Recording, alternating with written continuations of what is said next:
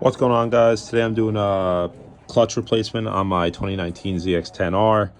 I already replaced some of the bolts. There is, I believe, 12 of these guys. They are an 8mm. So I removed all those. I removed the cable just by tightening this down all the way and matching up the hole on the side where you can slip out the clutch line. So once that's loose, then you're able to detach it here. This pulls out and you can just detach it right from here. Excuse me. Then I just removed all the bolts. This is loose, everything's loose. So essentially this should come off right now. So let's see how that goes.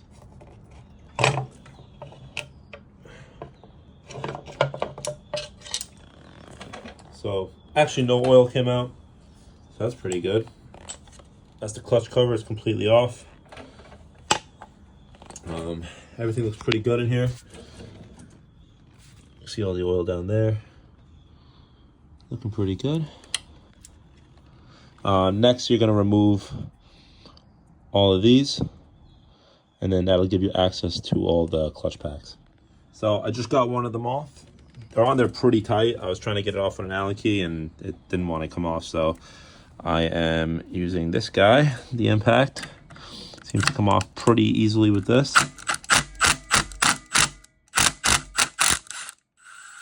Just like that. And there you have it. So I'm gonna remove the rest of those and we'll see what's next. So one thing I did notice when I was removing the first one, the actual bolt stayed in there, and this little bolt threads into that. For the rest of them, they all came out together. I saw another video actually where this happened to someone else. It's not a problem. These thread back in anyways, so don't be worried if that happens. Okay, so then after that, this plate should come off. I'm trying to pull it off without the clutch plates coming out. You have a bearing back there. This looks pretty good. And everything else in there looks pretty good. A little bit of that, I believe it was Loctite. That's off the bolts, so that's not a problem. Just clean that out. From that point though, you are going to start removing each clutch. In the order, that you remove them, you want to stack them so it'll be easier to actually put back the new ones. As you can tell here, these steel plates are pretty burnt up, but all you have to do is clean them up with a Scotch pad.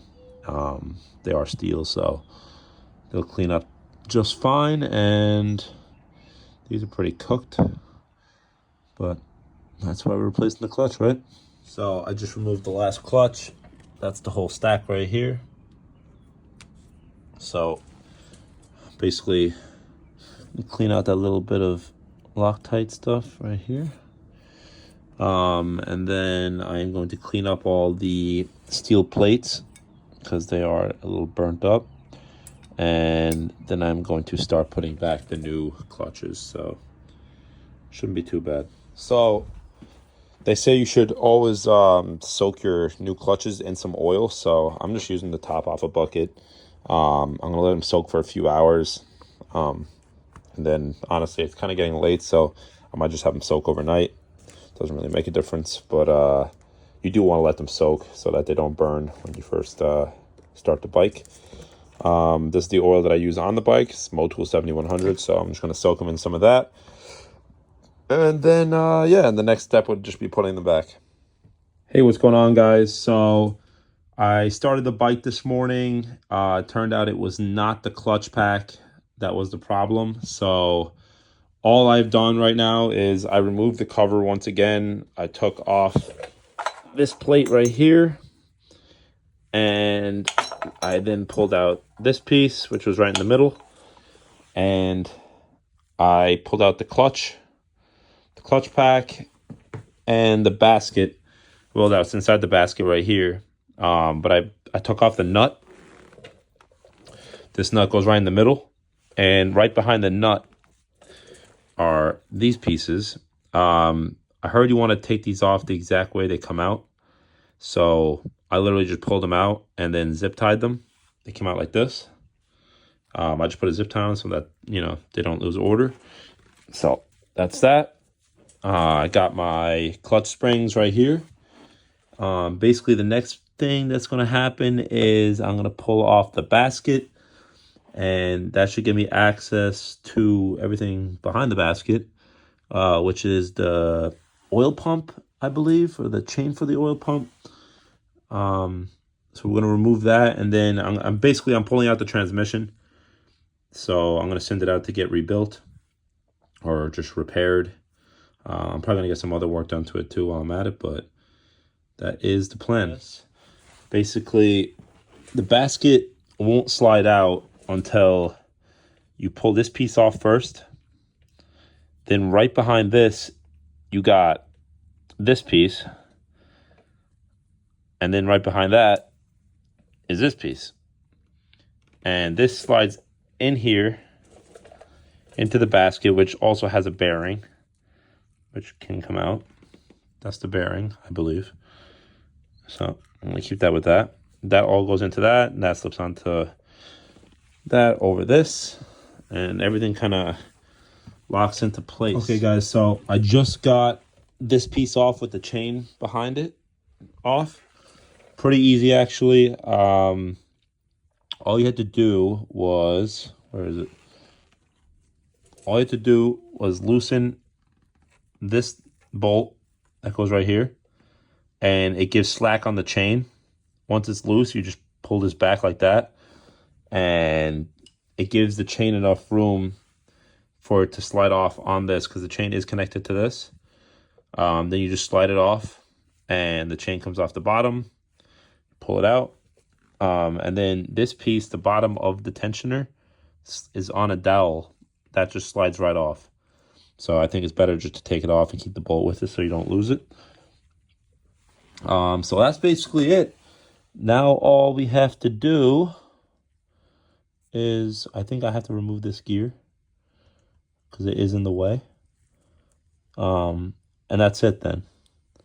Once this is out, then we just do these bolts and crack it loose. All right, so a fun little fact, I just got this gear off. It is not lefty-loosey, it is righty-loosey. So you gotta loosen it by going clockwise instead of counterclockwise. I actually watched a video on that, and I started loosening it to the left, which was actually just tightening it. Luckily, I remembered before I fucking, excuse my language, destroyed the bolt. So we're all good though. So now I'm going to go to the other side of the bike and figure out what's going on with the shifter. Also, while I'm here, I just noticed this piece right here does slide off. So don't forget about that. Like this, it slides off as well. I just don't want anything falling down into the oil and then you lose it, you know? So I'm gonna put that right here. Okay guys, so for the shifter, all we are doing is loosening this nut so we can slide it off. And there's a little C-clip in here. I think we're gonna have to remove that. And then that basically allows us to hit the shaft with a mallet to push through once the bolts are off the other side, to get everything kind of loose. So all right guys, I'm back on the side of the bike. I ended up removing the bolt for the shifter off those splines, and then there's a little C-clip. I use a little C-clip removal tool to just spread it open, and then I actually pushed the I'll show you. I opened the C-clip and then I pushed this in a little bit just so that I was able to get the C-clip off. Now I also just realized this piece is going to be in my way, so I'm just going to turn it up and pull that straight out. It's very long. And that is actually the other side to the shifter, if you guys recall. So I'm going to put that right here, like that. And now we are ready to remove the 1, 2, 3, 4, 5, 6, 7, 8 screws or bolts, whatever they are. So let's get to it. Just so you guys know, it is removed with a T40 Torx. That is the correct size. And there goes the T40 Torx. So now I gotta fish that out of the oil pan. And I got the T40 Torx back out. What a disaster.